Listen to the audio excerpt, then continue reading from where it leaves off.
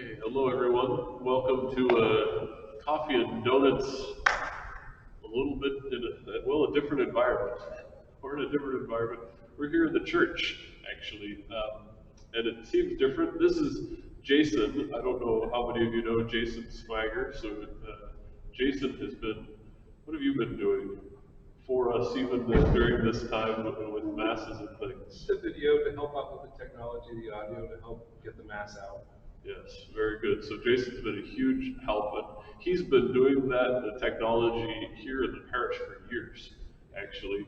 And been a huge help to us in the office and in the church building itself. I'm getting Wi-Fi in here, right? And all kinds of things. You don't even have the faintest idea of all the things that he's done behind the scenes. So we're very grateful to Jason. And he just videotaped the Mass. Also, he just recorded the Spanish Mass this morning. But I wanted to do a coffee and donut session with Jason and show you guys a little bit of what the church looks like right now. It's a little different, right? So there used to be chairs right here, and now there are not. And so kind of just wanted to walk through today a little bit of what it's going to look like next week as you come in, so that you're a little more familiar with things and prepared. So,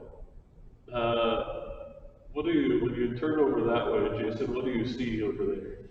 Yeah, blue squares are probably 8 feet.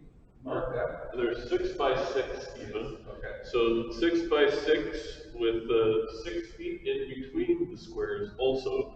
So these are for families to be able to sit. We think that we could probably fit 6 people-ish in there.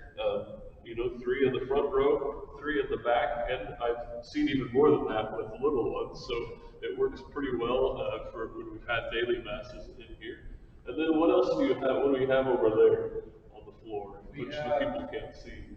We have yellow markers up and down the hallways to show the social distancing distance between them. There are also several stations for sanitizing as you come in, as well as you go out. If you have to sanitize any of your chairs or anything else.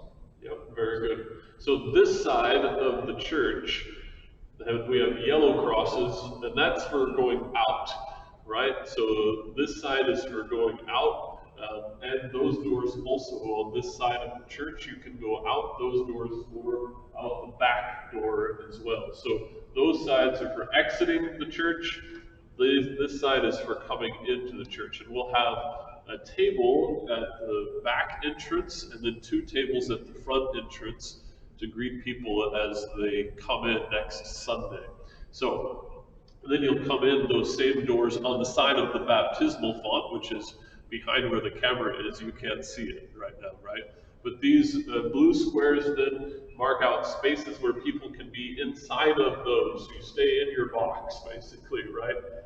You and your family or your household stay in your box. And these are 6 by 6, but there are some that are smaller than that also. So if you're wanting to sit closer to the sanctuary, it's going to be important to bring your own chair. And we'll have kneelers for you, which we've been forgetting in the daily classes. But kneelers for you also if you're not desiring to kneel on the floor. And actually the kneelers are very, very stable. We've taken them off. I've had a number of different people, young and old, test them out, and they seem to be great actually. Either way you place them, the kneeler on the ground is very stable, so you don't have to worry about that either. But if you don't want to kneel on the ground, then you can bring one of those in and use that as a kneeler. But you can also use the pews. But the pews, they're easier to clean than the chairs. So that's why we decided to remove the chairs. It's just less possibility of someone catching something, right? So just easier, smarter, I think, and safer. So we've removed the chairs for that reason for right now. But the pews will be open, and every other pew is closed off right now with caution tape. We might try and find a different way to do that other than caution tape over time, but that's how they're marked out right now. So That's all of both on the side and in the back. Right. So all of the pews here on this side and the back are singled off, and then the section where the choir usually is at, actually no one can be in that whole section over there because Mary, our cantor, choir director, will be in that back corner. She has to be 30 feet away from anybody that she's when she's singing. So she's a long way off in the corner, where she will be a long way off in the corner. So this is how we're going to maintain that social distance. Just wanted to give people sort of a feel for things. And you can tell Jason and I are able to tell how far apart we need to stand and stay also because we can see where the lines are. So very good. I don't know if my head's come up right now in the video. Am I standing too close? If you stand in the back corner, you'll get inside. Very good. My head's back again, I guess. That's perfect. So we have a coffee and donut session, again without coffee and donuts. That's just the way that it needs to be because we don't eat and drink inside the church, right? It's still sacred space. We don't treat it as other spaces. It's very interesting. I was having a conversation recently with a friend of mine, and they were talking about that, bringing coffee into their what they call their worship space, right, in the church that they go to. But it's just different. That's people, Catholics don't do that. In fact, I was saying to this friend of mine, I said, yeah, we usually notice when we have visitors if somebody is bringing coffee into the church, we're like, yeah, that person probably doesn't know. Probably not a good idea. Yeah. Well, just gently let them know that this is a sacred place, and it is. And we look forward to seeing you back here also. I guess one last thing, just to briefly touch upon the isolation. Of course, I'm out of isolation, so that's very nice. Yeah, thanks be to God. No, I tested negative with the coronavirus, and the seminarians I kind of sent home. So I gave them the option at the very beginning because they had very limited contact with me, just overnight basically is one day I met with a person, had close contact with a person who had the virus.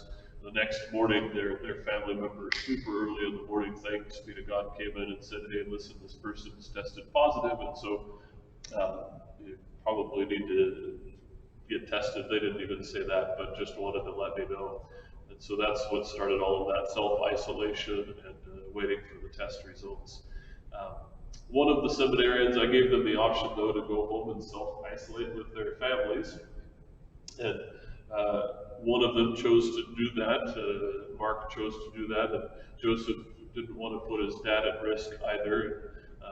So made sure that he was staying in the rectory with me. But then Mark, when he found out that I was negative, he said, "Do you want me to come back right away?" And I said, "No, just spend a couple of days. It's 4th of July weekend, spend some time with your family." And then he'll be back, I think, on Tuesday. And I sent Joseph away.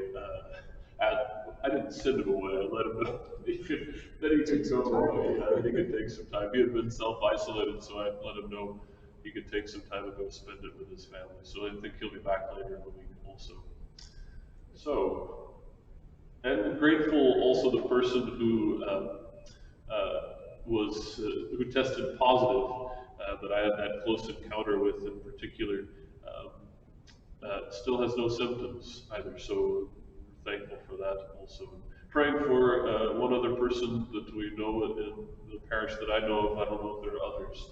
I don't know if you know if there's anybody else. Yeah. There's one other person that I do know that has the virus, and they have some symptoms, not very severe. It doesn't seem. So we're thankful for that and continue to pray for them also and their families, so that those symptoms don't get worse and that it doesn't get passed around in the family either. All right. Have any questions? Anything that seems like they should know, Jason, that you can think of? They're going to be a little bit of a surprise as they walk in. The big empty space. It is. It's a huge empty space. Yeah. The staff has gone to a lot of work to make it pretty clear where to go, and we'll be able to celebrate Mass again. Yeah, so that's the plan, next week.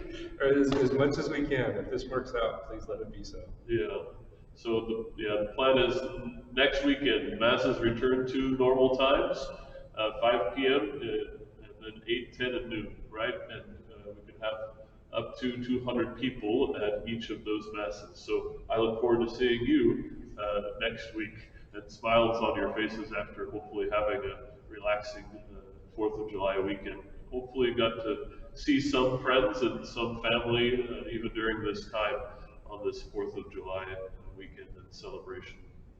God bless you guys. Have a good week, and we'll talk to you soon. Thanks, Jason, again. Most welcome.